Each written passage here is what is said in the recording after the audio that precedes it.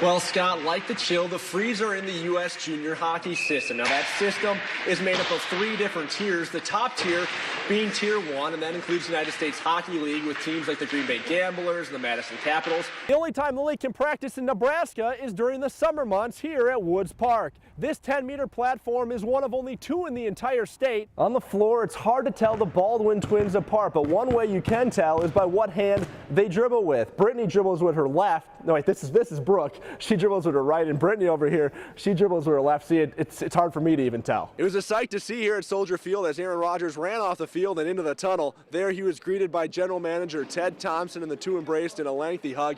Even though Crick might be a long shot to win this year's U.S. Open, he still hopes to represent his home state of Nebraska well at the event. Man, nice shot. Especially here in lacrosse, but let me tell you, this sport is not as easy as it looks. It was the first win for Nebraska here at home in the NCAA tournament since 2007. Coincidentally, they won by the same margin, 4-0 when they beat Iowa. Up next for the Big Red, they take on the Stanford Cardinal, who knocked Nebraska out of the NCAA tournament back in 2011. The Huskers look for some revenge tomorrow here at Bowling Stadium at 1 p.m. Reporting live in Lincoln at Bowling Stadium, Dave Polzin, 1011 Sports. Now, News 19 Sports with lacrosse's own Dave Polzin. The Brewers won't be playing with a full deck for a while as Ryan Braun was placed on the 15-day DL today, but at 21-9, the Brewers have been the kings of Major League Baseball through the first month of the season, but tonight in the Queen City, the Cincinnati Reds will play their ace card, Johnny Cueto, who owns the league's best ERA. If the Packers wanted any piece of that pie known as the NFC North title, Green Bay would need a strong performance against the Lions in Detroit on Thanksgiving. Even though the UWL baseball team saw their dream of a WEAC regular season title and their 11-game win streak go by the wayside yesterday, there's still plenty to play for on the league's final day. Lacrosse has a 1-game lead on Stevens Point in the standings and has to sweep Oshkosh on Sunday to ensure the 2nd seed in next week's conference tournament. Game 3 between the Eagles and Titans from Copeland Park. Shane Adler was dominant on the mound today for the Eagles. Here he gets Zach Peterson swinging to end the 7th. The Eagles clinging to a 1-run lead. Then in the 8th, Adler strikes out Trey Demler to end the inning in the 8th. Adler dealing. He's got his 11th strikeout of the game. Eagles still up 1. In the 9th, tying run at 3rd for Neil Hebert, but Adler induces the grounder to 1st. He goes a complete game 4-hitter, allows just 1 run and walked only 1 as the Eagles take game 1, 2-1. I haven't been in that zone all year yet, and finally today I felt really good. My bullpen, and then I went out there in the first couple innings, they were just hitting balls right at guys, and guys were making the plays, and I was cruising there for a little bit, and I had to buckle down and make some pitches, and guys behind me made some great plays.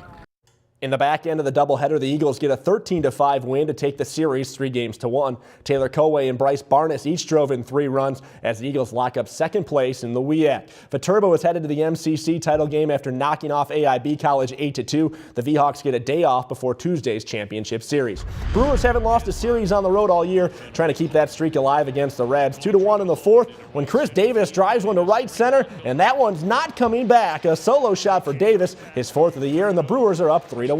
In the 8th, Brandon Kinsler replaces Kyle Loesch, and I bet he wishes he could replace that pitch to Brandon Phillips. Solo shot for the Reds' 2nd baseman ties the game up at 3 apiece. This one heads to extras, and in the 10th, Tyler Thornburg gives up a double to Todd Frazier. Chris Heisey's going to try to score. He's legging it in, and he's going to be safe. A walk-off winner for the Reds. The Brewers lose 4-3. First series loss on the road all year for the Crew. This would have been an important game to win. You lose this one, and now it's a bad road trip. You win it, and it turns into a good road trip. You wouldn't think one game would do that, but it does. In the AL, Twins looking to take a series from the Orioles. Runners at 1st and 2nd for Trevor Plouffe, and he rips one down the line. Both runners are going to come in to score. It's RBI 21 and 22 for Plouffe, and Minnesota's up 2-0. Phil Hughes pretty good on the mound for the Twins. He sits down Adam Jones here. 6 1/1 for Hughes. He strikes out 3, and Minnesota wins 5-2 to take the series from Baltimore. Over to the ice, game 2 of the Western Conference semis. Wild looking to even the series with Chicago. Down 2 in the third. Clay Stoner is going to drop one to Cody McCormick, and he beats Corey Crawford. The Wild trim the champs lead to 1. Later in the period, Wild looking to knot it up. Zach Parise looks like he's going to score, but Crawford bats the puck out of the air before it gets to the net. What a save, and Wild just can't catch a break in the series. Chicago wins 4-1. Minnesota now finds themselves down 2-0. I know that we can play better, but we weren't that far off. That game was hanging there for us. You know, it's a 1-0 game, and we got a couple empty nets, and we can't find a way to put it in. One of these games, we got to find a way to grab the lead and play with it.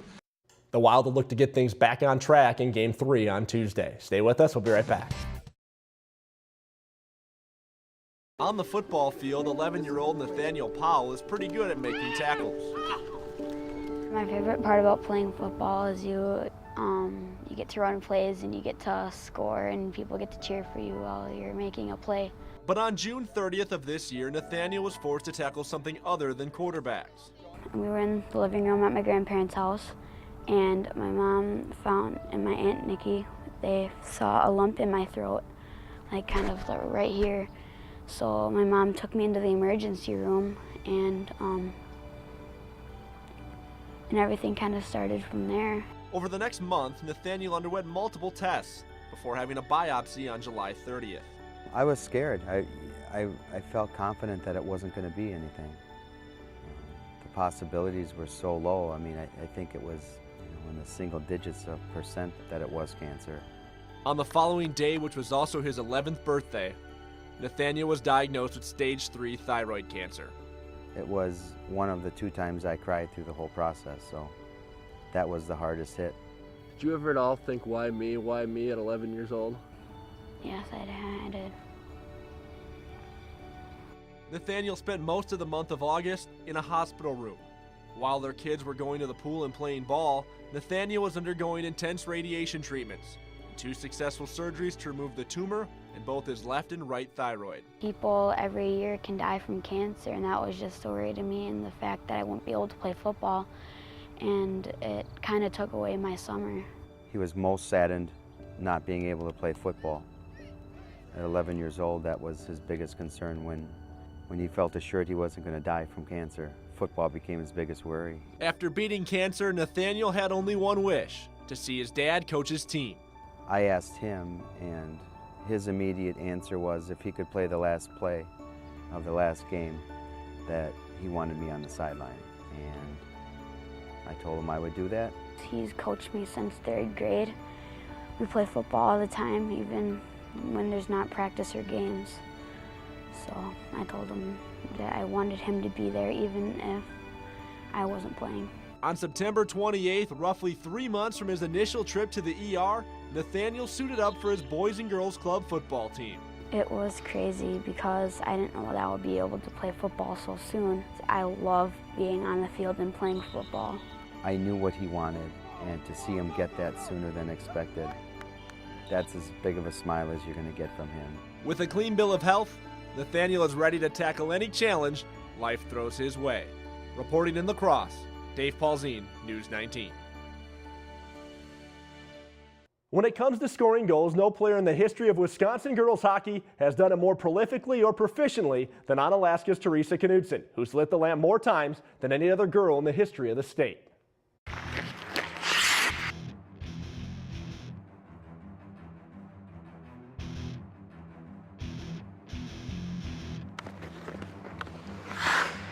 I'm Teresa Knudsen, and scoring goals is what I do.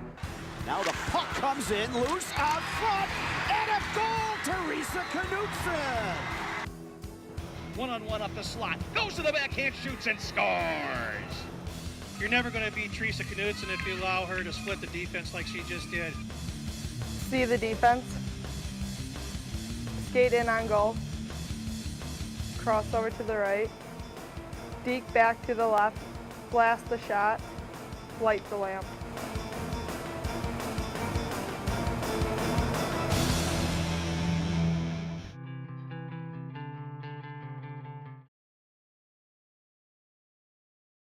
Dave, what a great win for Nebraska. Kevin, how about the job by the Big Ten Pitcher of the Year, Tatum Edwards, throwing a complete game in the circle for NU. She gives up only 2 hits while striking out 11. More importantly, she moves her career record here at Bowling Stadium to 19-1. This one might be the biggest, though, as she helps Nebraska beat Northern Iowa 4-0 in the first round of the NCAA tournament. I think the Husker faithful are just excited to see these young defensive playmakers. We've been hearing about them since that 2012 recruiting class came in. Now it's their time to step onto the field. It'll be interesting to see what they can do. Last year, the defense, not a traditional black shirt defense.